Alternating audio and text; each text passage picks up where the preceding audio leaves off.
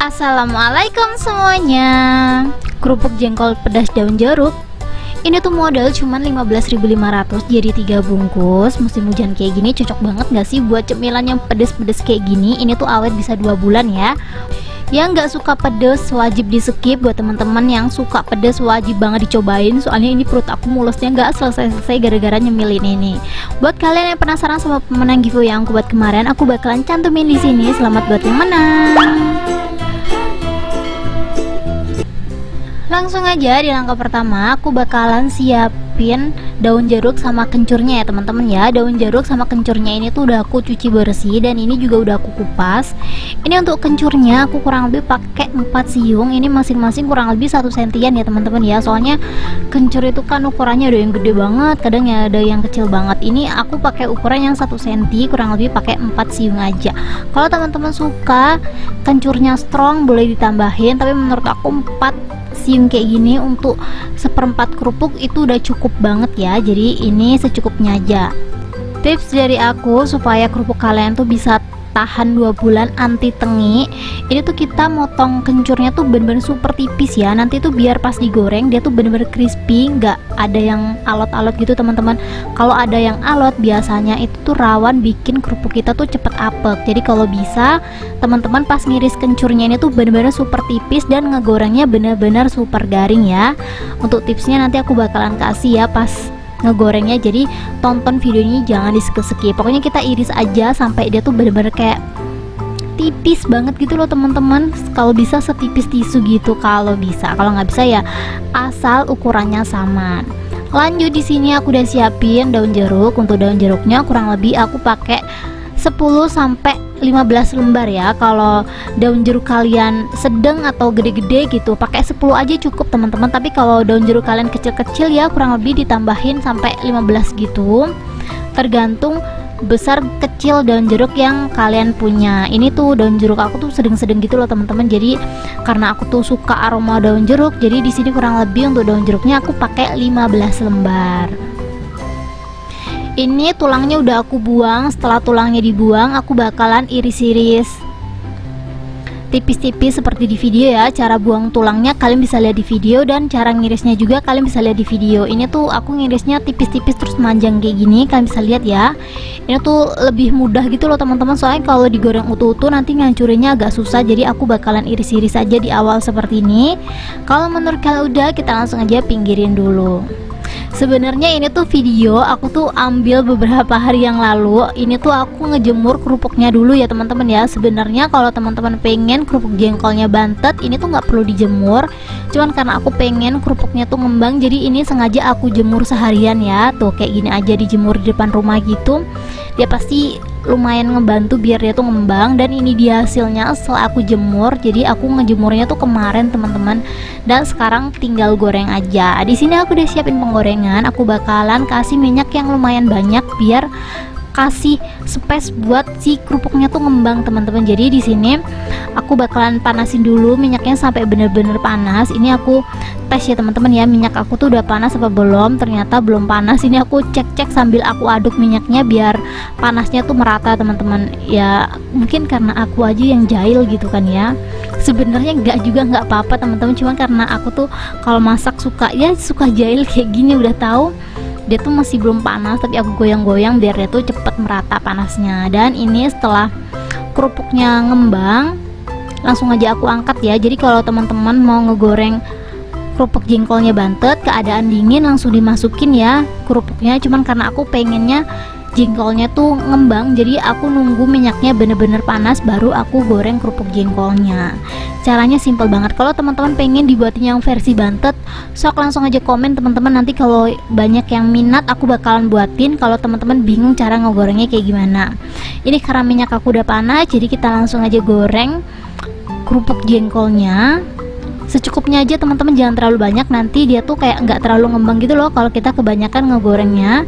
Ini caranya tuh simple teman-teman. Kita diemin kurang lebih 2-3 detik, terus kita angkat-angkat kayak gini supaya dia tuh kayak ada celah buat dia tuh ngembang teman-teman. Soalnya kalau didiemin terus di minyak panas dia tuh nggak bisa ngembang.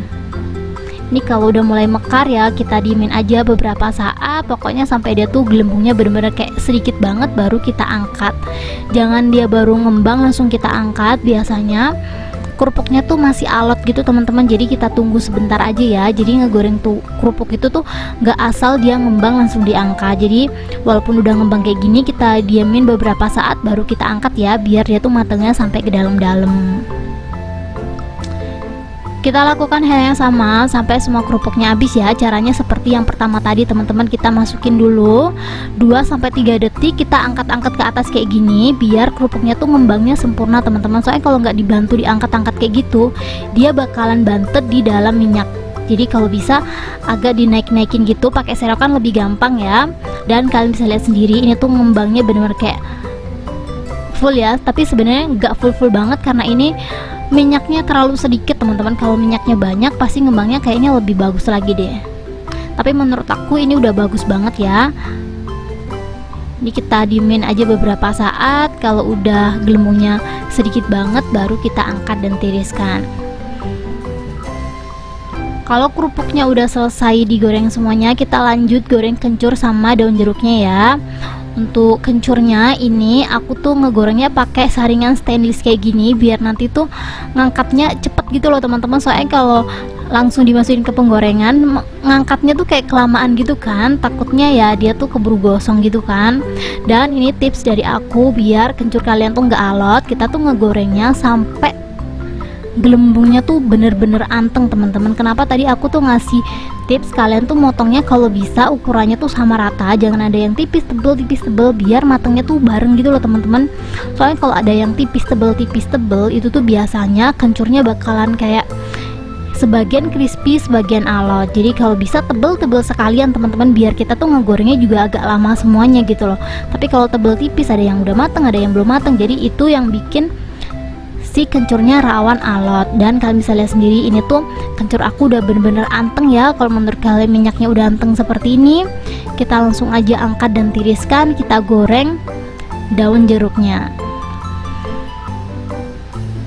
dipasin lagi minyaknya anteng ya teman-teman ya. Cara ngegoreng daun jeruknya tetap sama, aku pakai saringan stainless kayak gini biar dia tuh cepet gitu loh teman-teman. Kalau dia udah habis gelembungnya langsung tinggal diangkat, nggak perlu serok-serok lagi. Soalnya kan ini kecil-kecil banget ya, kalau kita serok-serok itu kayak lebih ribet. Kalau teman-teman butuh rekomendasi kerupuk jengkol saringan stainless seperti yang aku punya, kan bisa langsung aja cek link yang ada di deskripsi. Aku bakalan kasih rekomendasi kerupuk jengkol yang aku pakai ya. Dan saringan stainless juga yang aku pakai ini tuh benar-benar kayak multifungsi banget. Biasanya aku buat saring dan buat masak-masak kayak gini tuh masih awet gitu loh teman-teman. Jadi ini rekomen banget sih buat kalian. Ini daun jeruk aku udah nggak ada gelembungnya, udah anteng gitu. Jadi langsung aja aku angkat dan tiriskan. Jangan lupa kita timbang minyak panas ini tuh kurang lebih 50 ml ya teman-teman ya. Di sini aku udah siapin kencur sama daun jeruk yang udah aku goreng tadi. Sebenarnya kalau teman-teman punya chopper ataupun blender, ini boleh banget di chopper ataupun di blender. Soalnya kalau di chopper atau di blender rasa kencurnya tuh lebih keluar teman-teman. Cuman karena ya tim mager kayak gini tuh lebih gampang kalau digerus pakai sendok kayak gini. Jadi aku gerusnya pakai sendok kayak gini aja. Jadi emang hasilnya agak kasar, tapi menurut aku rasanya juga masih lumayan oke. Tapi kalau teman-teman pengen rasanya tuh maksimal, bisa di chopper ataupun blender.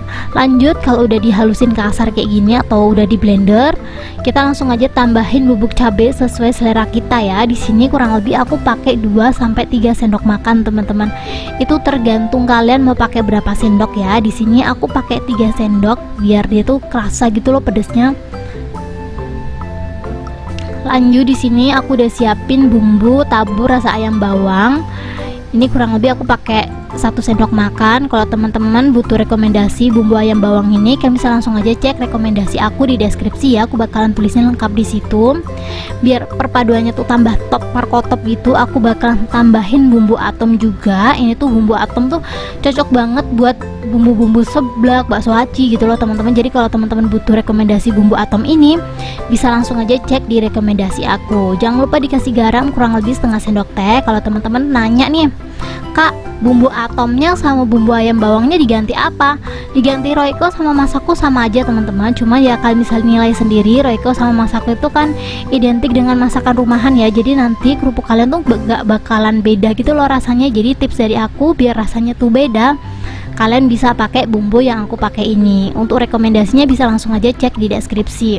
Itu tadi bumbunya aku siram minyak panas ya teman-teman ya. Di awal tadi aku udah ingetin jangan lupa timbang minyak panasnya kurang lebih 50 ml.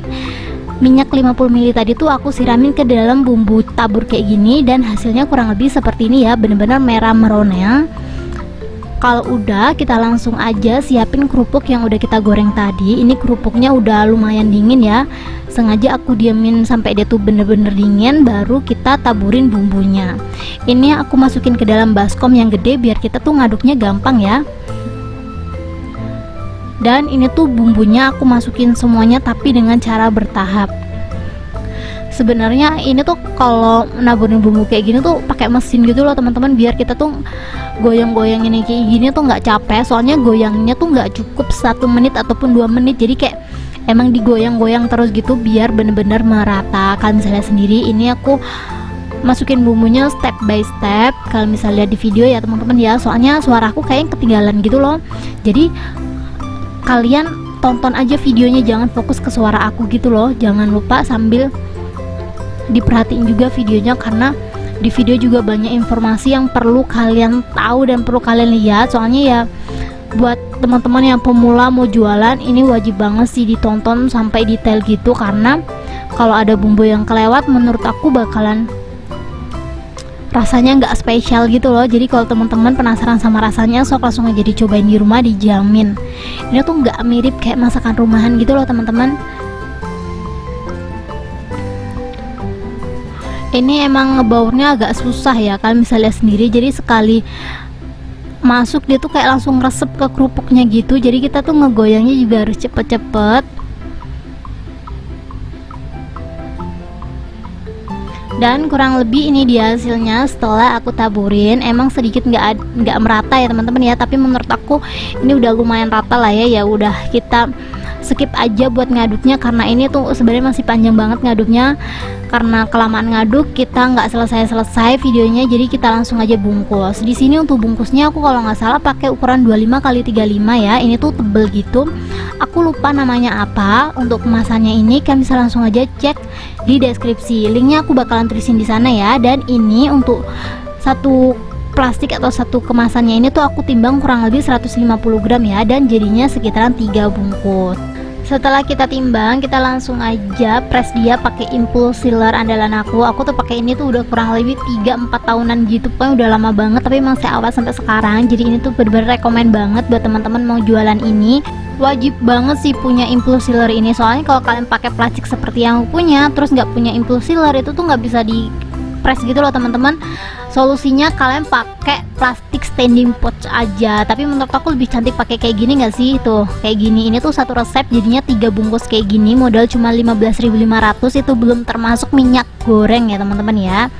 Menurut kalian satu bungkus ini dengan bumbu semelimpah ini dijual cocok berapa teman-teman? Kalau aku sih 15.000 oke ya, karena menurut aku ini tuh selain bumbunya melimpah rasanya juga enak. Ini tambah berlama-lama, langsung aja kita cobain. Bismillahirrahmanirrahim. Ini buat teman-teman yang nggak suka pedas atau sensitif sama pedas, jangan dicobain teman-teman. Aku aja yang suka pedas, setengah bungkus ini tuh langsung bikin perut aku sampai sekarang kayak masih mules-mules gak jelas gitu. Jadi buat teman-teman yang tertantang, sok langsung aja dicobain di rumah. Thank you buat teman-teman yang udah menonton video aku sampai habis.